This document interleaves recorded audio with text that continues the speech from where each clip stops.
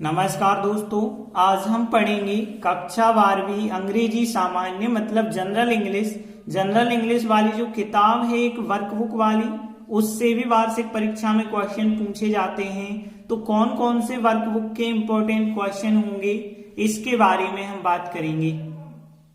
तो देखिए, वर्कबुक का पहला क्वेश्चन आईएमपी है, what makes a team a whole, मतलब टीम को पूरा कौन बनाता है, ये क्वेश्चन आईएमपी है।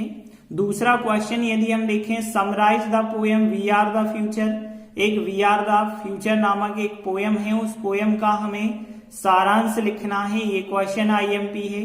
अगला क्वेश्चन देखें कि which is the world's highest waterfall and where is it, मतलब विश्व का सबसे ऊंचा झरना कौन सा है और कहां पर है, ये क्वेश्चन भी आईएमपी है।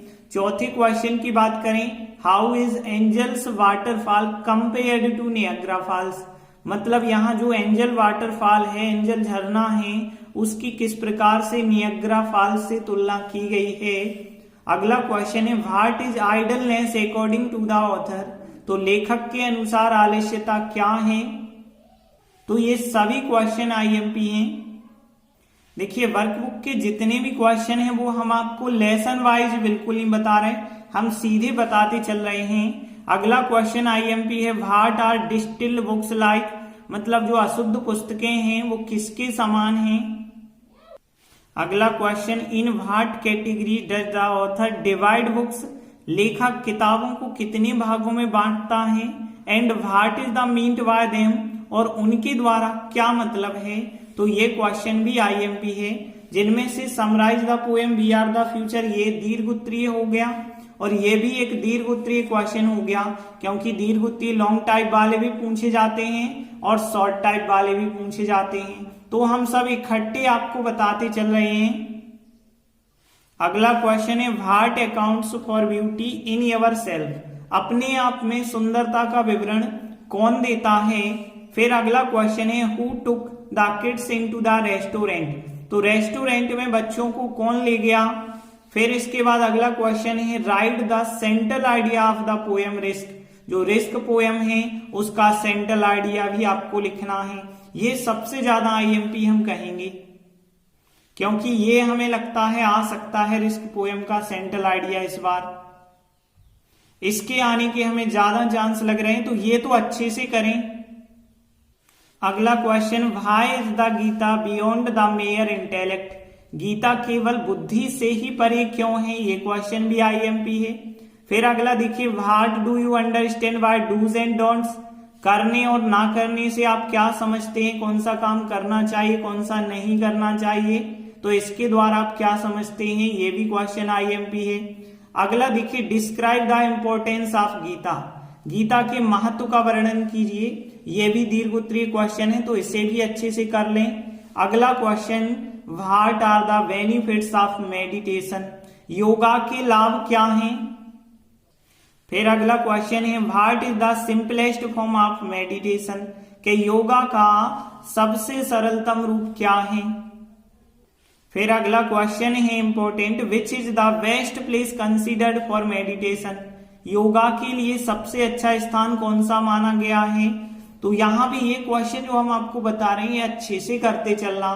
देखिए, कुछ विद्यार्थियों के मन में डाउट था कि वर्कबुक के कुछ क्वेश्चन हटाए गए होंगे, क्योंकि जब टेक्स्ट बुक के 6 अध्याय कम करे गए थे तो वर्कबुक के भी कम करने चाहिए, लेकिन यहाँ पे कोई निर्देश नहीं दिया गया है कि वर्कबुक का एक भी अध्याय कम किया जाए, इसलिए हम आपसे यही कहेंगे वर्कबुक के भी सभी अध्याय आपको कंप्लीट करने पड़ेंगे।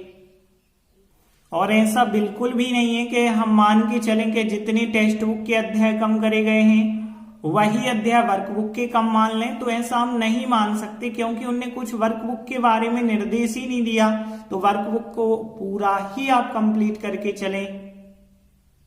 अगला क्वेश्चन है, what according to the poet sum of life is the nature of life, तो यहाँ पे जो साम ऑफ लाइफ नामक पोएम है उसके जो कवि हैं उनके अनुसार जीवन की प्रकृति क्या है, ये क्वेश्चन भी आईएमपी है।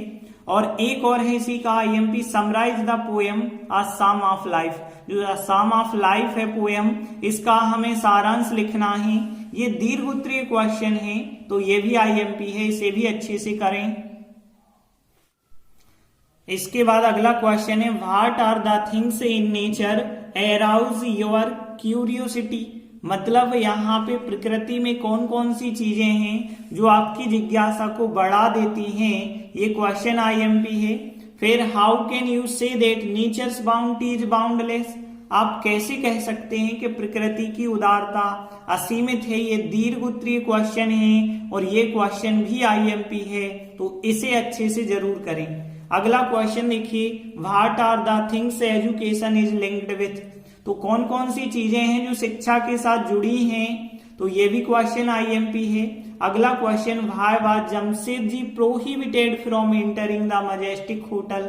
तो यहाँ पे जमशेद जी को मजेस्टिक होटल में प्रवेश करने से क्यों रोका गया था, तो ये क्वेश्चन भी आईएमपी है। इसके बाद अगला question, how much work the heart in a day, के हृदय एक दिन में कितना कार्य करता है, तो ये क्वेश्चन भी आईएमपी है। इसके बाद, why does the author say your heart is just as smart as the US army. तो लेखक ऐसा क्यों कहता है कि आपका हृदय उतना स्मार्ट होना चाहिए जितना कि यूएस आर्मी वालों का होता है, तो ये क्वेश्चन भी दीर्घ उत्तरीय क्वेश्चन है और आईएमपी है। अगला question, how can words move quickly और स्लोली। मतलब यहाँ शब्द धीमे अथवा तेज कैसे चल सकते हैं, ये क्वेश्चन भी आईएमपी है। अगला लास्ट क्वेश्चन जो है, where a Chitrakoot situated, Chitrakoot कहाँ स्थित है। How can one reach Chitrakoot, हम चित्रकूट कैसे पहुंच सकते हैं। Mention all the three ways, सभी तीनों रास्तों का हमें वर्णन करना है, उल्लेख करना है। तो इस प्रकार से पूरी वर्कबुक से हमने 26 क्वेश्चन रखे हैं। तो इस प्रकार से हमने देखिए वर्कबुक के हमने 26 क्वेश्चन बता दिए। अब बहुत सारे स्टूडेंटों के माइंड में क्वेश्चन चल रहा होगा, सर वर्कबुक के इतने सारे क्वेश्चन आपने आईएमपी बता दिए। तो यहाँ पे हम उनसे यही कहेंगे कि आप यदि कम पढ़ सकते हैं तो कम पढ़िए, लेकिन हम इन 26 क्वेश्चनों को ही आईएमपी बता रहे हैं, क्योंकि जो है यदि आप कम पढ़ेंगे तो रिस्क ज्यादा होगी। आपने कम पढ़े और 2-3 क्वेश्चन बाहर हो गए तो नंबर तो आपके कम होने हैं। तो हम सोचते हैं कि आपका नंबर एक भी कम ना हो, इसलिए थोड़ी 2-4 क्वेश्चन ज्यादा भी यदि आईएमपी हमने बता दिए हैं तो आप कर लीजिए, क्योंकि जब टाइम निकल जाता है तब आपको पछतावा होता है कि काश हमने 2-4 क्वेश्चन और ज्यादा पढ़ लिए होते तो परीक्षा में हमसे पूरे क्वेश्चन बन गए होते। इसलिए हम कहेंगे कि आप पूरे क्वेश्चन जो जो हम बता रहे हैं अच्छे से पढ़ते चलें, क्योंकि इन्हीं क्वेश्चनों में से आएंगे। धन्यवाद।